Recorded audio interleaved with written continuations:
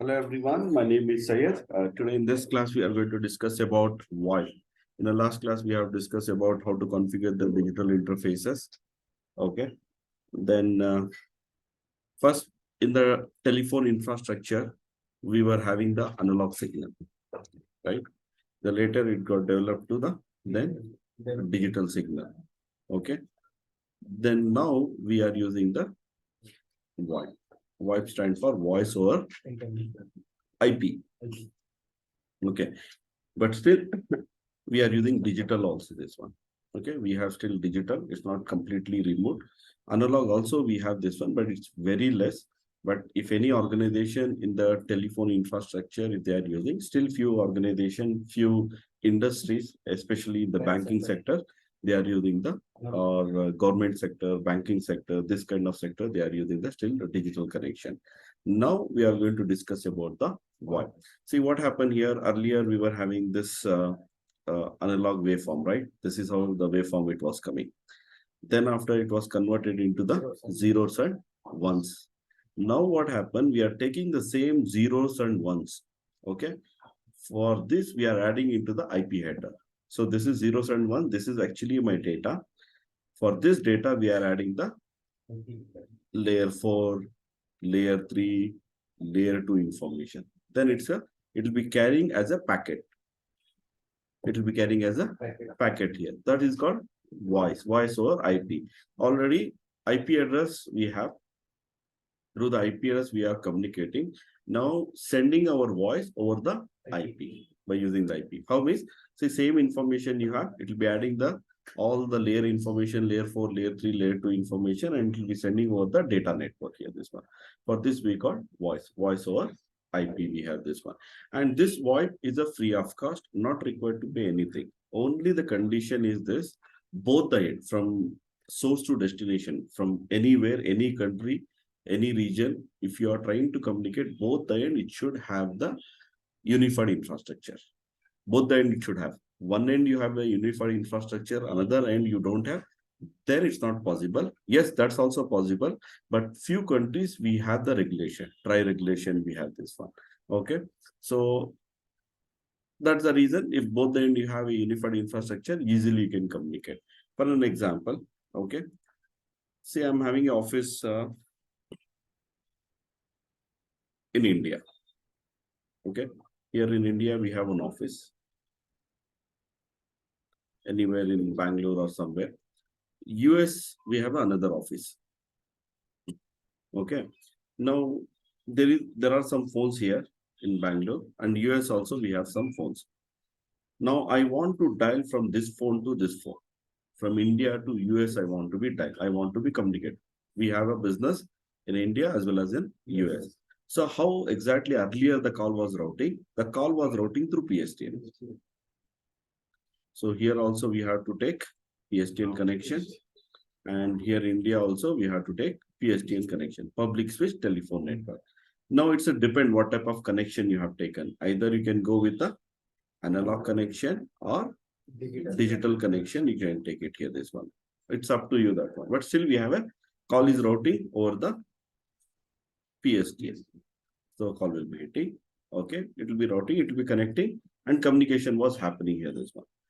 But for this infrastructure, we have to pay, right? When we have a PSTN connection, we have to pay for that one.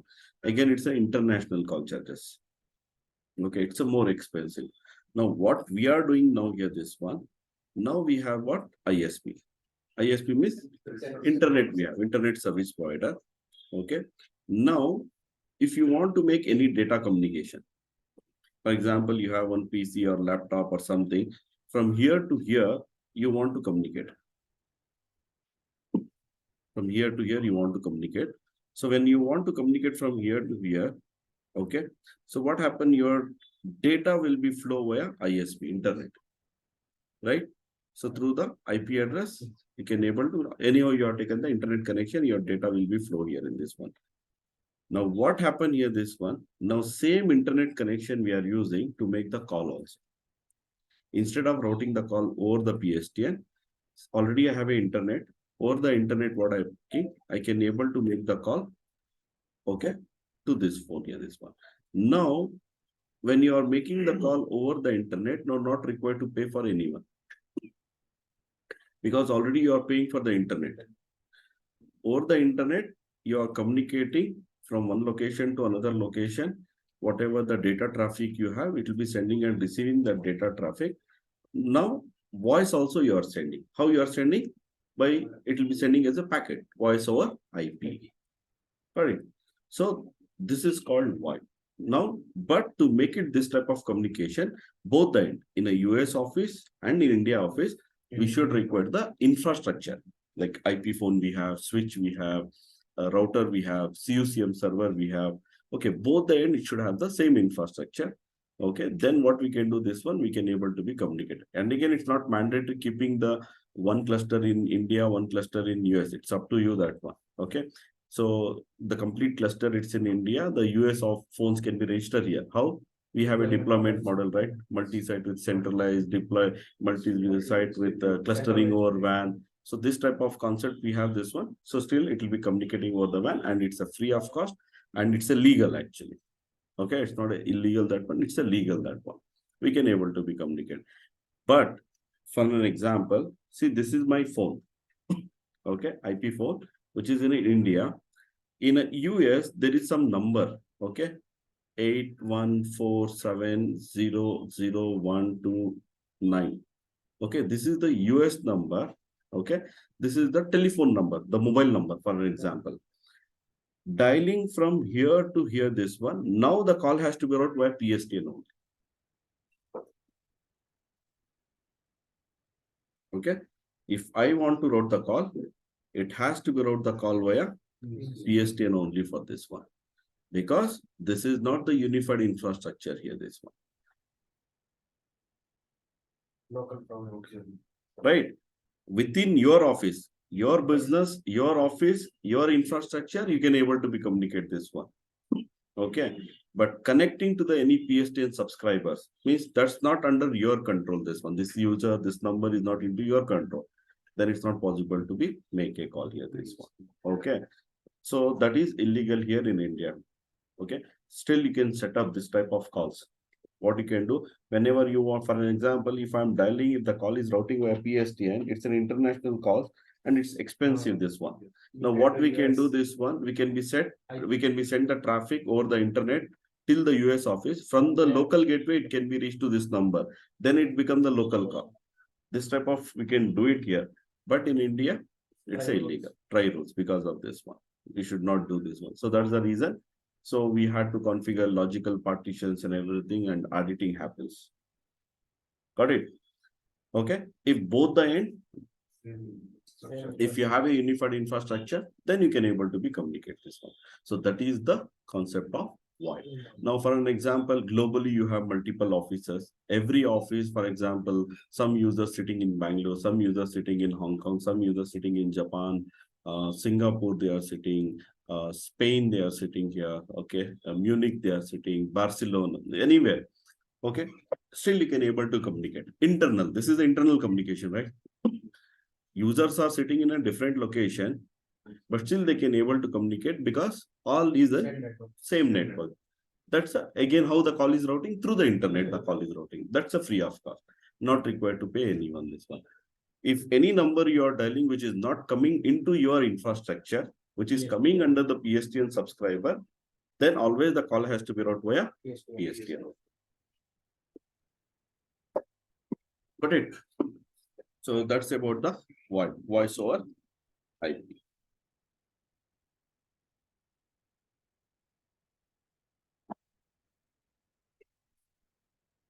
In VoIP, zeros and ones placing then into a data packet with IP address information in the header and send it that VoIP packet across the data network.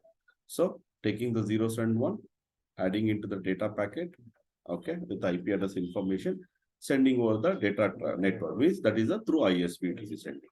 So that's called VoIP here. See, example, this is the very big topology I'm having here, this one. You can see this is my CUCM cluster, this is my headquarter. This is the another branch office. This is the another branch office here. Okay, we can able to communicate from between all these locations over the WAN because See, you take any location, every location we have the unified infrastructure we have. But still PSTN also we have as a backup, because if the van goes down, we can be communicate via PSTN. Okay, for an example, this is my headquarter. This is the branch office. I want to communicate from the headquarter to branch office. The traffic will be flow via van. Okay, now the van is down due to some reason. Now what I can do this one, now I can be route the call via PSTN here this one. So that's the reason as a backup we have this one. Or sometimes always we'll not communicate only internal, right? Sometimes for the business partner we want to communicate, or some other different external customers we want to communicate. In that scenario, what happened? The call will be routing via PSTN. So that's how the VoIP it works. Got it? Any questions? Any questions? Doubts, questions you have?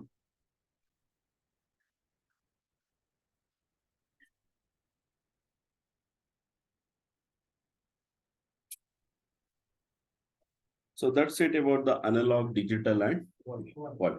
Now, whatever the infrastructure like COCM, IP phones, communication is happening, everything which comes under the VoIP.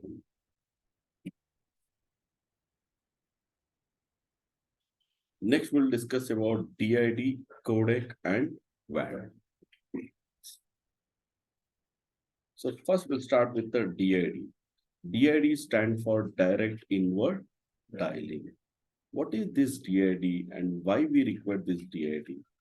If you remember, okay, I think in the last class we have discussed about the PSTN numbering plan, right? So in the PSTN numbering plan, for example, this is my COCM.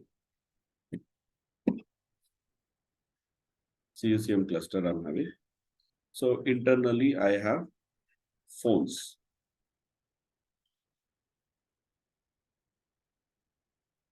So for an example, 1001, 1002, 1003.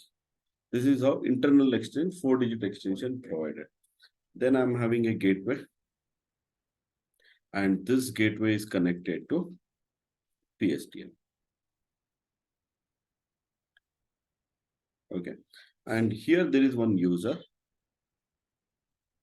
This user number is 984549990123.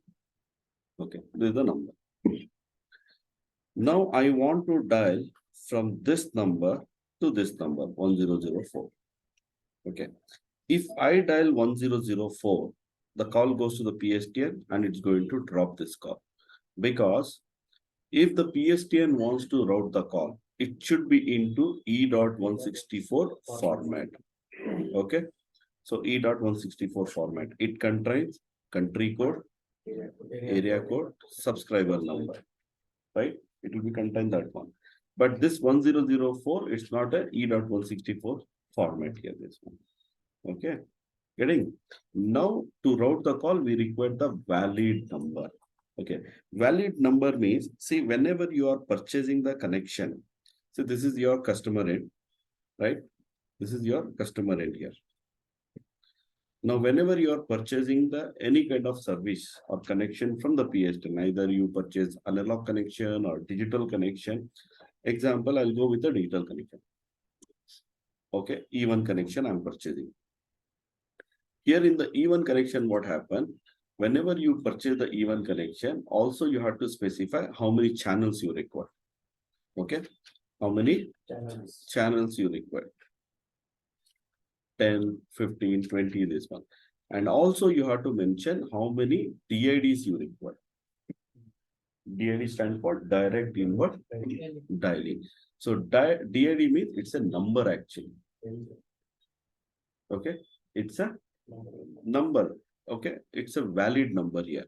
For an example, this office, it's in Bangalore. My office is in Bangalore. Sorry. This office, it's in Bangalore. When it is in Bangalore, this office, what happened here? Whenever if I purchase the number, okay, I'm not going to purchase a single number.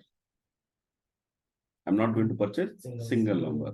So according to my business requirement, how many users I'm having internally, that many numbers I'm going to purchase. 100, 150, 200, 500, 600, 700 numbers. This is how big your company is. That based on that you are going to be purchase the number, that one. Okay, so you'll be purchasing in the range. You'll be purchasing in a range. Okay, so example, the DID comes like this one. Example, plus 9180, okay, 27841xxx. Example, I'll be taking this xx as a 0, 0, 0, 2. The range, it starts from here and it will be ending from 91802784, okay, 1099. So totally 100 numbers I'm purchasing. How many numbers I'm purchasing? 100 here, this one. Start from 0 till 99, totally 100 numbers we have this one. Now it's a valid number here. See, we have the country code, area code, subscriber numbers, we have this one. 100 numbers we have purchased this one. Now this is called DID number, direct inward dialing. And DID number, okay, it's a valid E.164 format, valid number. And also you have to purchase in a bulk numbers, range you have to be purchased. Whether you want 50, 100, 150, 200, this is how you have to be purchased that number. Okay. So this is how the DID number. Now, internally, you will be assigning the extension, right? Always we assign the extension internally based on the DID number. Randomly, whatever the number you want, you can assign. Yes, you can assign that one. But generally, there is a process that most of the administrator or companies, they follow that one. So they assign their internal extension based on the DID number. Now, this is the range I have purchased. Okay. The last 4 digit, 1000, we have. Same thing, 1001, 100. Last in the DID, I have taken the last 4 digit or last 5 digit I have taken. Okay, I'll be assigning that last 4 digit or 5 digit as my internal extension.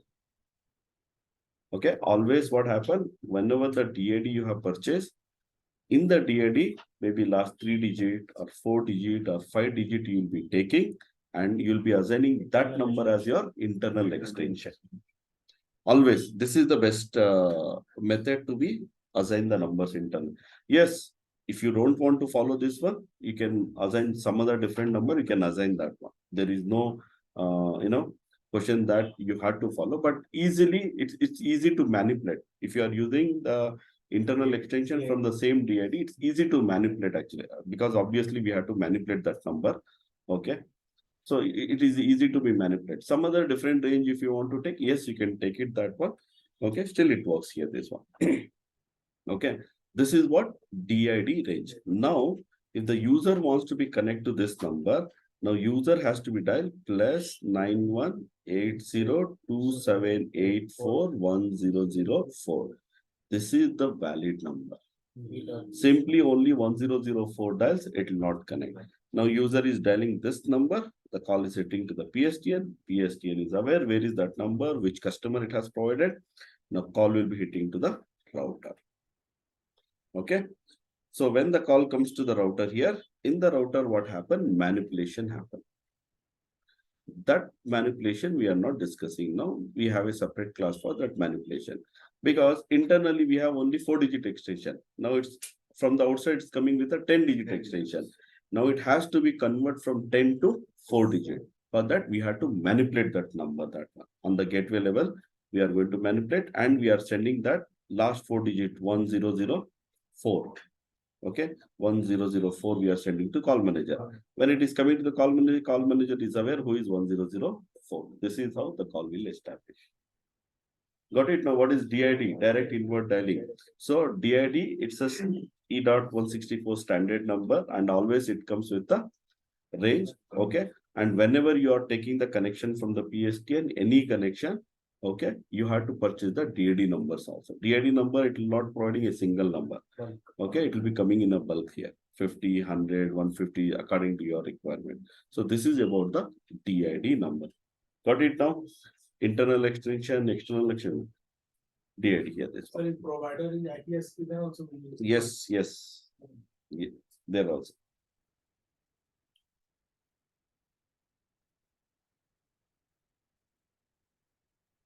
Clear? In this one. And one more thing you have to understand, whenever if the call is coming to PSTN, here both calling number and call number should be in E.164 format. Both calling and call number should be into E.164 format. Okay. Now you are calling from here 1004. You are calling to this number 984549012 here. Again, if it is carrying as the 1004, call will be dropped. PSTN will not route the call. Because your calling number is what? 1004. Internal is what? 1004 you have, right? Okay. Both calling and call should be into E.164 format. Then only it will be route the call. This is very important. Keep in mind this one. If it is not into that format, then PSTN will not accept and call will be dropped. Got it? This one. How exactly that calling number, where we have to apply the calling number as into the E.164 format, we'll discuss later. Okay. Again, when we start the call manager, CUCM, in that I'm going to be explaining you about that one. But just remember that one. So always whenever if the call is routing over the PSTN, always the both calling number and call number should be from E.164 format. Got it? What is DID? Okay, this is what DID here. And also, this is the one thing about the DID. There is another thing DID. Whenever you are implementing the digital connection, T1 or E1 connection, okay. Now, in the last class, we have already configured the digital configuration. After that, you want to make the calls over the digital connection. Again, we have to configure DID there. There is a one command you have to execute. Because there is a concept of one stage of dialing, two stage of dialing. One stage of dialing means by default, whatever we are dialing, one stage of dialing. One stage means we are dialing the number only once, call is connecting, right? But in the E1, T1, what happened? By default, it takes two stage of dialing. Two stage of dialing means, for an example, I am dialing the number here. The call goes to the CUCM. From the CUCM, it goes to the gateway. From the gateway, it has to be sent to the PSTN over the E1. Okay. What happened after the dialing the number, it will not connect the call. After dialing the number also, you'll get the dial tone. So if you take the cradle, what happened? You'll get the dial tone and you're dialing the number. After dialing the number, again, still it will be getting the dial tone. So in that scenario, what you have to do, you have to dial one more time. Two times you have to dial the number. Same number you have to dial two times. This is called two-stage of dialing. Okay. By default, the E1 interface, okay, on the digital E1 interface on the Cisco devices, if you have configured that one, it works in the two-stage of dialing here. Now, to achieve the one stage of dialing, you have to configure DID. To achieve the one stage of dialing, you have to configure DID here. Once you configure the DID, that's a simple configuration. Only two commands we have this one. Okay. So once you implement that command, so not required to dial two times. Just you dial only one time, the call will be carries this one. So these are the two reasons why we use the DID. Now you got the concept, clear picture, internally, externally, how this DID, how call routes and everything, this one. Okay. You go to any company, any organization, the topology like IP4, which is registered in the call manager, from the call manager, gateway to PSTN. Got it?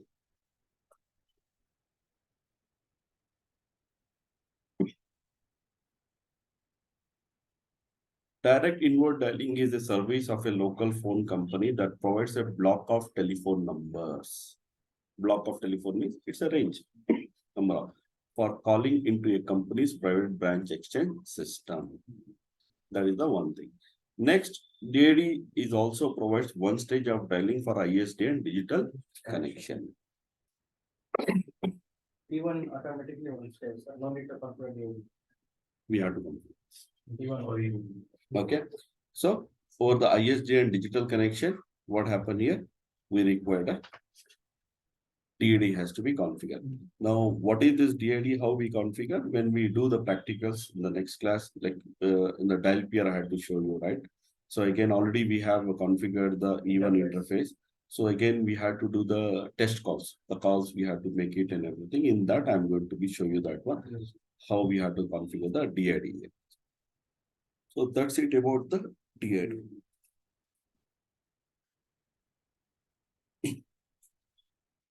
So any questions, any doubts on this one? DAD. Sir, what about VoIP, sir? Like if ISB is down ISP? is down, how the call will route, sir? Like PSTN only, right? Through PSTN only, right? Yeah, VoIP is done, the call will be routed by PSTN. PSTN, okay. Okay. Through the PSTN, if the call is routing, always the calling and call number should be into E.164 format. Coming to the VoIP, the call will be routing from where? Through ISP. They not require the E.164. Why? Because it will be carrying that one over the IP address, right? It's not routing based on your number. It will be routing based on the IP address here. Okay, even you dial one number also it carries, two also it carries, three also it carries, 10, 20, 30, whatever the number you dial. If you have configured, it's going to carry that one. They're not required the E.164 format. Only we require this standard number when the call is routing from the PSTN. And also ITSP also. Okay, not only PSTN, the ITSP also. Now, what is the difference between the PSTN and ITSP? We'll discuss later. Okay, the same vendor can provide both the services. It's not like PSTN, there are different vendors, they are going to provide this PSTN service or the ITSP is providing. The same vendor can provide PSTN service also, ITSP service also. For an example, in India, so we have Tata. Okay, Tata TCL, it's a TCL, Tata Communication Limited, we have this one. So they provide your digital connection also, ISDN, or the analog also they provide, digital also they provide, and trunk also they provide, SIP trunk. Okay. So now you go to the Airtel also they provide all the analog, digital, and SIP trunk. Okay, all these three provide this one. Okay, but very famous provider in India is Tata and Airtel only. Yes, other also we have Jio is coming now and some other, but these two vendors are leading actually in the market. Okay, Tata and Airtel. Clear? Next, we'll discuss about codec.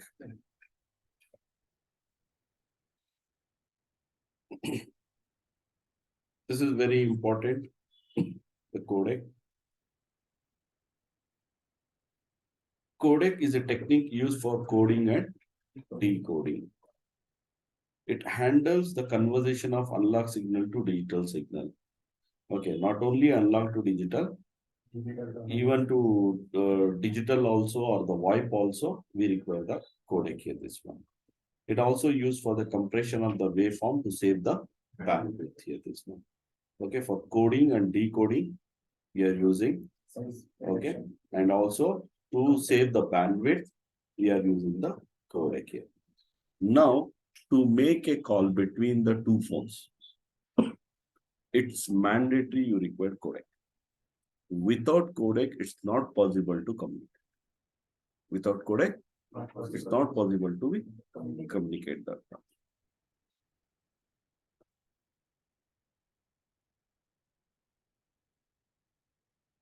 Example, here you have to understand in a different topology, different codec it uses. It will be not using the same codec every time. It will be not using same codec every time. Okay. See, I'm having a CUCM cluster. This is my CUCM cluster. Then I have the phones. multiple phones. All these phones are registered under my cluster. Okay. Its extension 1001, 1002, 1003. I'm having this one. Now I want to make a call between these two phones, 10001 to 1002. So what happened here? The call goes to the call manager. From the call manager, it will be connecting to the 1002. Now, here also we require the codec. Okay. In this scenario, it used G.711 codec by default. Now, who is providing this codec? CUCM is providing this one. CUCM will check it out. Okay. Who is the call number? 1002. Where this 1002? It's an internal because that 1002 also registered under me. So then by default, I'm going to be provide G.711 codec here, this one. Okay. Got it. Now I'm having a gateway. This is my router. Then this is my ISP, Internet Service Provider. Then I have the another branch office. In the branch office also, I'm having some IP phones. This is my branch office. Okay. Now its extension 2001, 2002, 2003. Now within this 2001 to 2002, I want to call. Then again, it use the G711 only. Why? Because both are into the same network. Now, if I want to make a call from the branch office to headquarter, then again it will be providing the same codec, G.711. Why? Physically, you have kept, physically, maybe the phone's kept in the some other location, but logically it's connected in the same CUCM, same cluster we have, right? But still it's going to be provided the G.711. But in this scenario, if you want to use some other codec, we have a concept of transcoding. Application G.729. Location we need to change. Are you sure?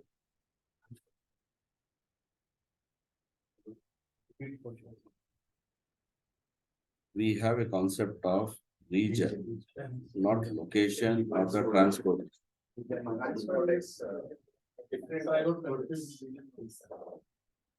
Why we want to implement transcoder here? Simply implement region, right? So within the headquarter, what codec you want to use, within the branch office, what codec you want to use, or when you want to communicate from the branch office to headquarter, what codec you want to use, the region you can be defined this one. Then why we require location, why it's coming. So that is how the feature we have. If you want, you can implement. But by default, it will be providing the G.711 codec. Okay. Now, example, I have the another office. Okay, another office I'm having. There I'm having another CUCM cluster, different CUCM. This is the cluster 2. This is the cluster 1 I'm having here, this one. Now, if I want to communicate from this CUCM cluster 1 to cluster 2, see means here there are some phones. Here also we have some IP phones. Its extension is 3001, 3002. Now to communicate, example, from here, from here, the cluster 1, okay, to this cluster 2 you want to be communicate, this phone, then it use G.729 codec by default. By default, which provides G.729 between two different clusters.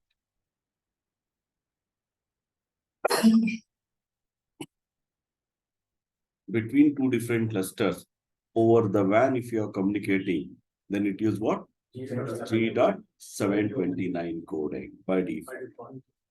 Okay. Now, same, if the call is routing via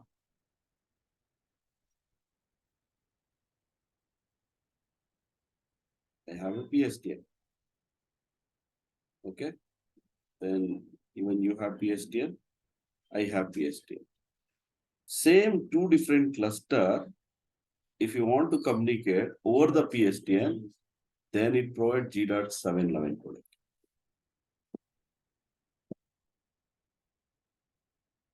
Don't be confused, it's very simple.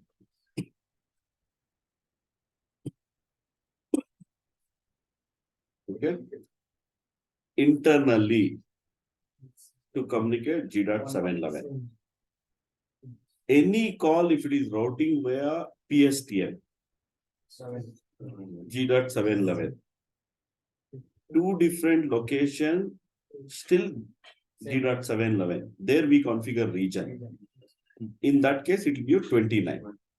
Two different cluster over the WAN, G.729. When it use the G.729 over the IP address, because PSTN we don't have IP address. Through ISP IP address we have. Over the IP address, if any call is routing, then 29. Got it? So this is how what happened this one. We are using a different codec. So you should be aware which codec, when, how we are using by default. Got it? Got it? What is codec? Now without this codec, it's not possible to communicate. And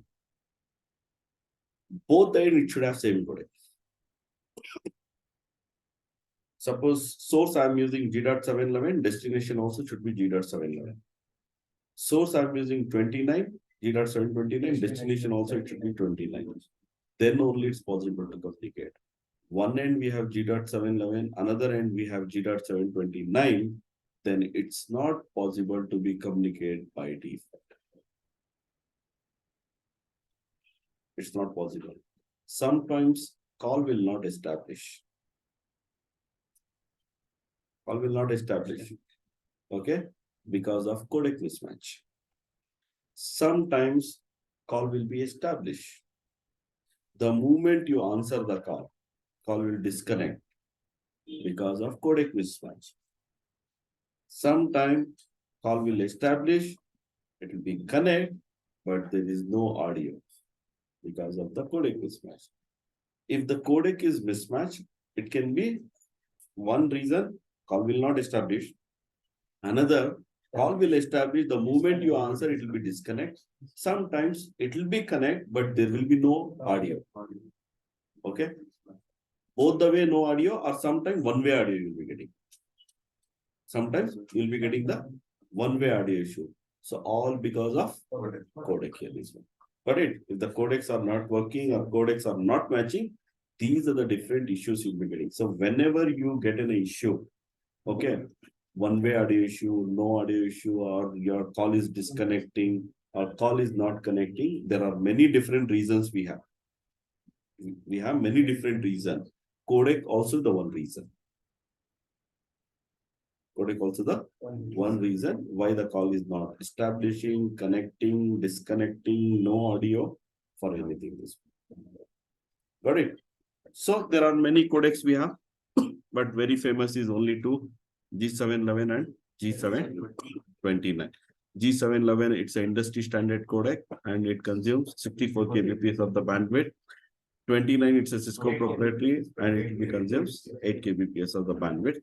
So that's the reason in many interviews they'll ask about this codec, what is codec, how it works, how it will implement and everything, this one.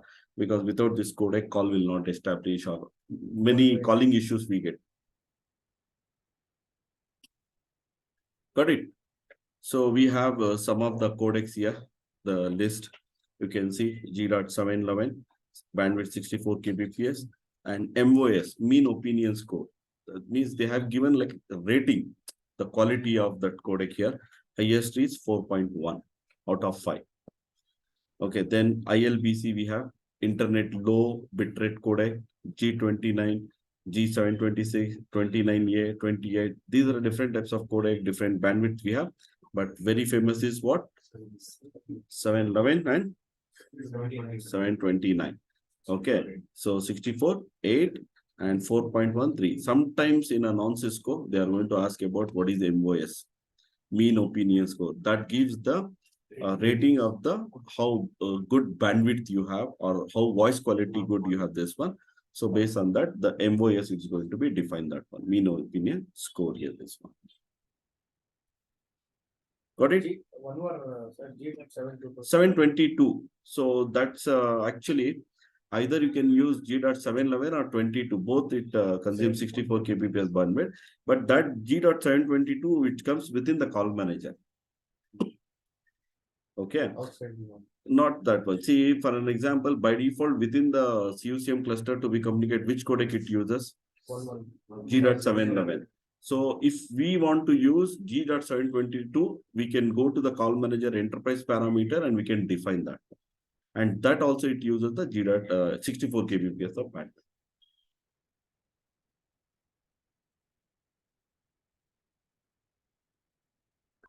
Okay, popular high definition voice codec. This is not into Cisco we are using for different purpose. G.722 that is having high definition. Okay, or it is also called as a wideband codec. Okay, wide band codec means more bandwidth, high definition we get it. Silk on the Skype call. You are making the Skype call, right? Silk codec it uses. And GIP is a global IP solution used for Yahoo, WebEx, Citrix, online Google Talk, or IBM, Gizmo, all this application you are using, right? For that, it uses the GIPS, Silk, GIPS, this one. This is the high definition codec here, this one. Okay. And again, we are not going to discuss anything much on this one because we are not using either Google Talk or any other Citrix or Yahoo application. Okay, in Cisco IPT infrastructure, we use G.711 and 29. That's audio codec. For video call, we have a different codec. G.711 and 29, that use only for the audio. See the video codec we have head.261, head.263, head.264, MPEG, Cisco telepresence codec C40, C60, C90. We have a conference devices. In a company, what happens if you go to the conference room, very big television will be there. Okay, that's a TV only, the screen. There we use the cameras. Okay, or codec we use. Codec means the control devices we use. Okay, that's manufactured by Cisco. Again, there are different vendors exist in the market. We have Zoom or some other third party also. We have this one. They are going to be manufactured that one. Polycom we have, Zoom we have, so many other organization vendors we have this one. Okay, in that case, that's a video call, right? Now the camera. Okay. So that use a different codec. They are going to use head.261, 263, 264 codecs. That one. Okay. Then G.711, industry standard codec. And we have two variants, G.711 EULA. It is also called as MULA. It used in North America and Japan. Okay. Then G.711 ELA. Rest of the world we use here this one. Again, G.711, we have two variants, ELA and EULA. In India, we use A. In Japan and North America, we use EULA, that one. Again, 29 also, we have two variants. Okay. Annex A, Annex B means normal G.729 codec, G.729 Annex A. Okay. 29A and 29B, we have this one. Okay. High complexity, medium complexity, support for the WAD. So WAD means, next we'll be discussing about what is WAD. In that one, by default, if you are using G.729B codec, by default, WAD is enabled. By default, WAD is enabled. That is what support WAD there, that one. High complexity, medium complexity means what happened? It's having high definition. Okay. And it is having a medium definition. Okay. Medium complexity, that one. Complexity means, for an example, when you have a high bandwidth, high complexity means what happened? Okay, it required more bandwidth. It required more bandwidth here. Example, now we have the WebEx, we have Teams, we have the Zoom. For the WebEx, you require very good internet bandwidth. If you don't have the internet bandwidth properly, so what happened here in this one? So your audio quality, what happens sometimes if I'm taking the class, so your audio and video will not synchronize. But in case of Teams and Zoom, what happened? It works in the low bandwidth also. One more example I'll give in the OTT platform, this one. So we have what is that? Disney we have, Hotstar we have, Netflix we have. For the Netflix, we require more bandwidth. Okay, if you have very good bandwidth, then only it will work properly, that one. Okay, for the Hotstar, even in the low bandwidth, it works. Low quality. That is what high complexity and medium low complexity, that one. So here what happened, 29 is high complexity. High complexity means very good bandwidth here. So example, if you are using a 29 codec, simultaneous example, I'm giving this one. So there is some concept, actually, I'm not explaining, you will get confused. 29 codec I'm using. If you are using a 29 codec, what happened this one? Only 5 calls you can make it out. Okay. 29A you are using, 7 calls you can make it out. Why? 29 it consumes more bandwidth. 29A it consumes less. 29B it comes still less. Got it, that one? Okay. There is a concept, that one. If I explain, that is related to the media resources. If I explain, it will be get confused, it will get bounced. So that's the reason I'm in a layman, some example I'm giving that one. Okay. That's not exactly like same thing. So later when we discuss the media resources, in that we'll be discuss about this one. Okay. This is how we have the different types of codec, and the very famous codec is 711 and 720.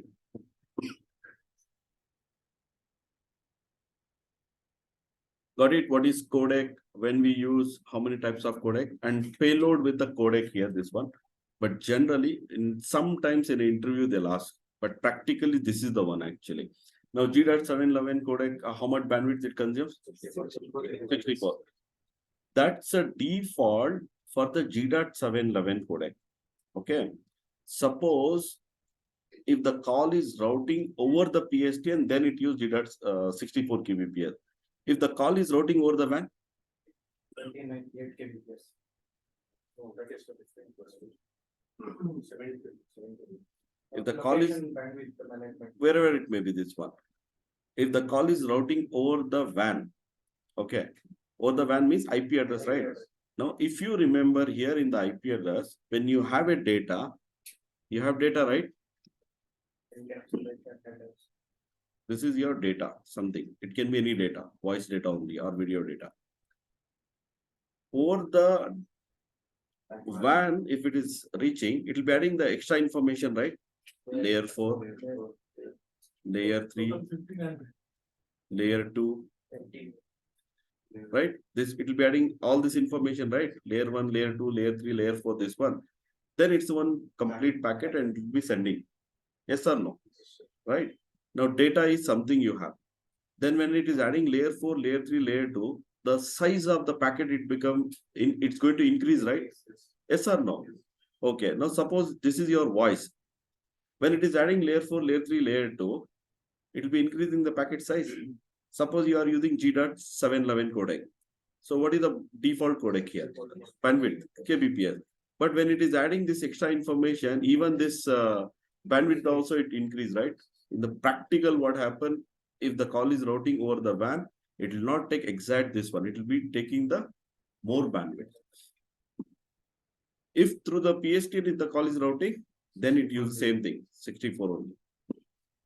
Got it? Now, how exactly it takes more information depend on your topology, depend on what technology you are implementing. For an example, or the WAN only traffic is routing. Suppose one location to another location to reach, maybe you are implementing some routing protocol OSPF,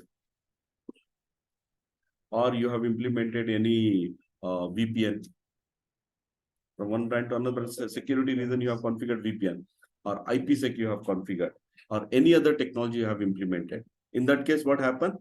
VPN header also attached, IPsec header also it adds, IP address also it adds, layer 2 information also add. Then it becomes the what size? It becomes the increase, that one. So that is how actual the practical is this one. In sometimes, okay, in a Cisco interviews, not in a non-Cisco, there is a chance they can ask this one. Yes, whenever in an interview they ask, always you say G.711 only. If they are coming and asking something, they are digging and they are asking any cross question, then you have to understand they are expecting about the payload. Okay, so depend on the protocol, it will be take the extra bandwidth here, this one.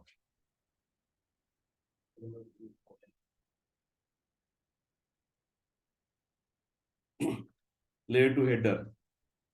If it is the Ethernet, 20 bytes it takes. Frame relay, 4 to 6 bits it take. PPP, 6 bytes. Means for the layer 2, these many extra bytes it will be taking the information. Then layer 3, for IP address, 20 bytes it takes. UDP, 8 bits. RTP, RTCP, 12 bytes it takes.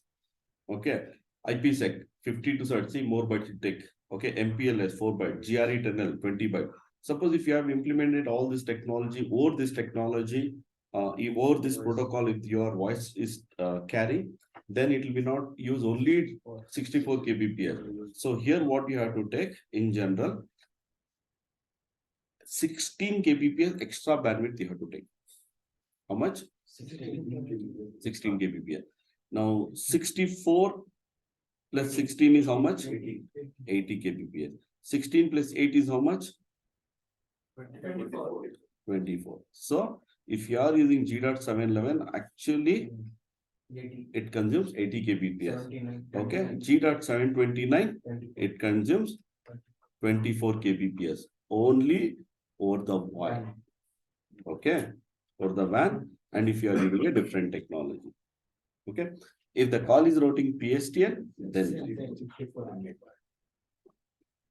got it. This is about the payload with the codec here. So this is all. This is your audio payload. That means your voice. It's depend what protocol you're using, TCP or UDP. That's the layer 4, right? Then RTP. RTP, that's what? Real-time transport protocol. So here sequence number, timestamp, polar, and IP address and data link. This is how it's going to be carry the extra information. See, your voice you have, UDP or TCP, RTP, IP address, data link here, frames. Here, frames, packets, or TCP, UDP segments. Okay, this much information is going to be carried this one. So that's how the payload with the codec works. Got it? Clear? Any doubts, any questions? So we have done with the DID, then we have done with the codec. So next we'll discuss about the WAD. Before we get into the WAD, we'll discuss about the DSP here in this one. Okay, what is DSP and PVDM? Then finally we'll discuss about the WAD. That's the simple here, this one. Okay, now what happened here? You are using a router. I'm going to explain fast. Router we are using. What is the primary function of the router? Routing here, this one. Only routing. Now, if the voice traffic is coming to the router or video traffic is coming to the router, okay, what happened? We have very less resources in the router, like process and everything. We have very less resource. By default, it's not going to process the voice or video traffic. It is having the ability to process only the data traffic. That is the routing. If the voice or video traffic is coming, what happens? It's not going to process. Example, you take the computer, normal computer you take. Okay, the desktop machine.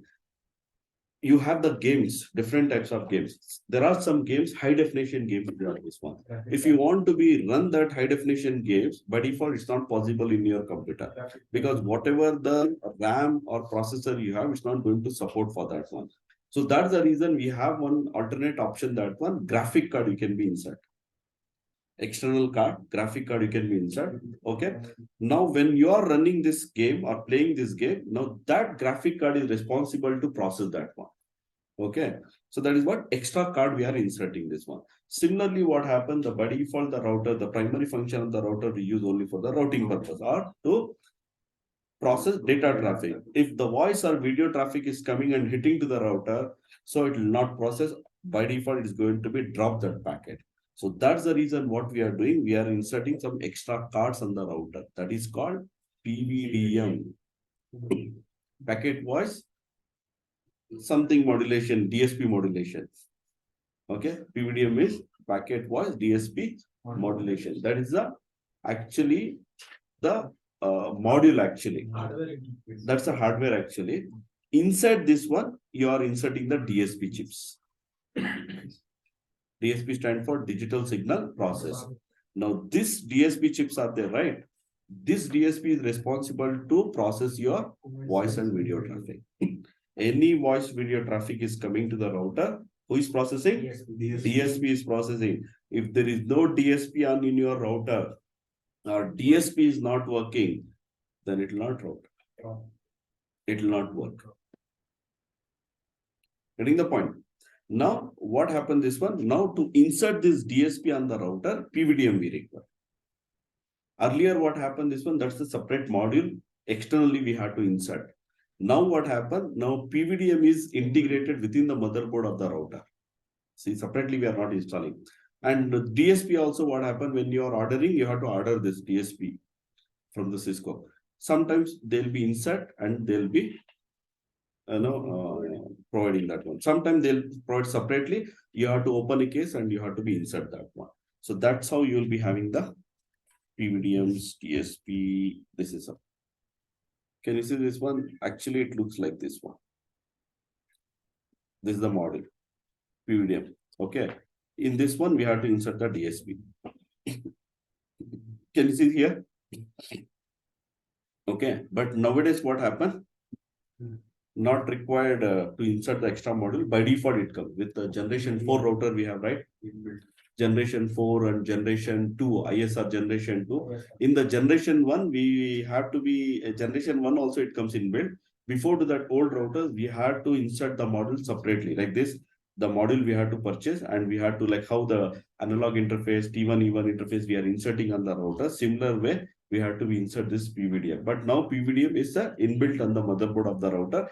Only the DSP chips you have to be insert. And DSP chips, it looks like a RAM. Can you see this one? These are the RAMs. So DSP also looks like a RAM. Have you seen the RAM? Yes, sir. Random access memory. Okay. The DSP chips look like a RAM. That's it. Okay. You have to be insert here this one. If this DSP you don't have, the PVDM you don't have, it will not. Yes, both. See, the Cisco designed its router with the one primary purpose for routing, and it's not a processor intensive task. Okay. Moving into the realm void, the network now requires the router to convert loads of voice into the digitized, packetized transformation. This task would easily overwhelm the resources you have on the router. This is where DSP come into the play. Okay. Then we are using a DSP. DSP offload the processing responsibility for voice related tasks from the processor of the router. This is similar to the idea of purchasing an expensive video card for a PC to offload to the video processing responsibility from PC processor. Okay. DSP is a chip that performs all the sampling, coding, compression, transcoding, media termination, hardware conferencing function on into your router. Say it will be done what? Sampling, coding. Means sampling, encoding, compression means what? Sampling means it will be converting your voice into signals. Okay, it will be done through sampling. Encoding, giving security, compression, reduce the bandwidth, transcoding. Okay. So by default to communicate between the two phones, it should have the same codec. What if it is having two different codecs? We have to do the transcoding. Okay. To do the transcoding, we require DSP. Okay. Then media termination, MTP. So transcoding and MTP media termination point and hardware config, it's a part of media resource. There is a separate topic. We have the media resource in that we'll discuss. For all this thing, okay, we require the DSP resources. Okay, DSP chips look like an old SIM memory, single inline memory model. We have a DIMM now in the RAM, SIM, DIMM, RIM, we have this one. Okay, but old memory RAM, it was coming with a SIM, single inline, means one side we'll getting the pins. Okay, the DSP looks like a SIM memory, that one. Okay, to know how many DSP has to be installed on your router for your network, use DSP calculator. Go to the Google, Cisco, just search for the DSP calculator. So what DSP, how many DSP you want to be installed? Again, depend on how many concurrent calls you want to be making it. Based on that, you can get this one. Okay, this is how the DSP chips comes. And this we have to be insert on the router. Now, few router, the 4000 series router, what happens? Sometimes depend on the country that one. See, now we have order for India. It has, it comes separately. that we have inserted manually. But we have ordered in Barcelona. What happened this one? It was inserted on that one already. That one. Now we have ordered for Singapore also, which is inserted on that one. Okay, that's a depend on that one. But by default, generally what happened, they'll be inserted and they'll be sending that one. So this is how the DSP and PVDF it works. Without DSP, what happened? It's not possible to work. Nothing will work. If the DSP is not working, not functioning, something is there, nothing will work. Okay. Show DSP info or show inventory if you type. Okay, if you remember in the last class, show inventory, there it was displayed PVDM, okay, which DSP we have inserted. You can be verify for that.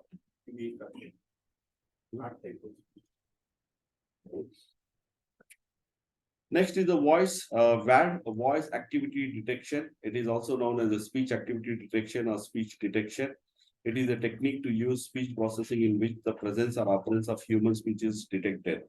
It provides up to 35% of the bandwidth saving. What exactly here this VAD? For example, call got established. Okay, successfully. Now you are speaking. It will be carrying your voice information. Okay, but you are not speaking for some reason. When it happens, call got established, everything is good, but both the people are not speaking. When it happens,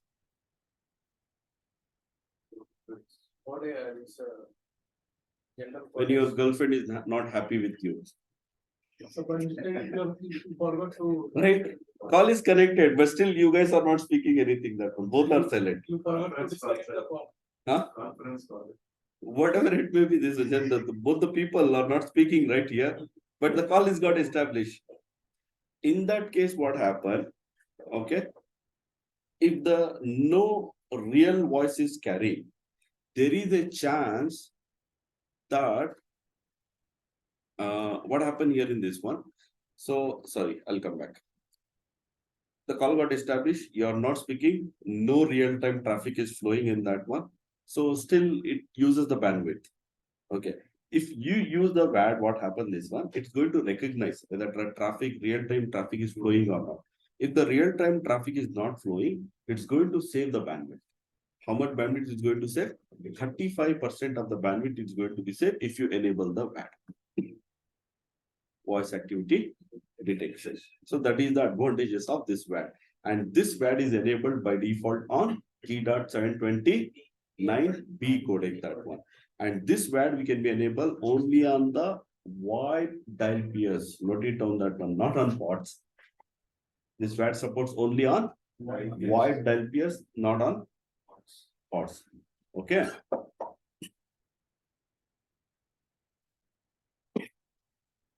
But there is one disadvantage also in this one. What is the disadvantage? So no, not low quality. It's saving the bandwidth. Okay. You both are not speaking. Okay. Now it's saving automatically. It will be detect. That is what? Speech activity detection or speech detection. When this communication is not happening, what happened? Now, if it is the connection is slow, sometime PSTN is going to disconnect that call. PSTN understand that one. Okay, no traffic is flowing. I think the call got disconnected. I had to disconnect that one. So for that reason, what happened here? Okay, every few seconds it will be generate one tone.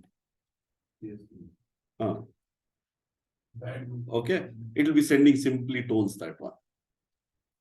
Otherwise, if it is not sending the tone, no traffic is flowing, PSTN, what happened? It will be dropping that call. So that's the reason. The disadvantages is what? Every few seconds you have to hear some tones. You're not speaking, but you get some tones. That is a disadvantage. In interview, they'll ask about this one. Okay. Everyone is aware what is the advantage of VAD. Now, what is the disadvantage is we get some extra disturbance. Okay, why it's generating the tone? If it is not generating a tone and sending, so if no traffic is flowing, then obviously provider understand that one. When no traffic is flowing, then it has to be disconnect, automatically call will disconnect that one. So that's how So this WAD you can enable disable on the gateway over the dial peer, and also on the call manager you can enable disable. On the call manager, if you want to enable, it is disable by default. If you want to enable, you have to go to the parameter, enterprise parameter. There is a parameter you have to be such silence suppression system wide and silence suppression with gateway. This you have to enable that one there. Okay, if you want to be enabled, generally we will not enable this WAD. But it always we configure no WAD, no WAD, no WAD, because we don't want WAD. But this is about the WAD. Any doubts? Any questions? WAD is not there. No problem. Generally, we will speaking, right? We are not, when you are making a business call, simply you're dialing and connecting, you will be not sitting. One more thing, sir. We are not talking, but environment sound is going on. It's very quiet place. Then what happened? So that's how what happened this one. This WAD, it's going to be work. Okay.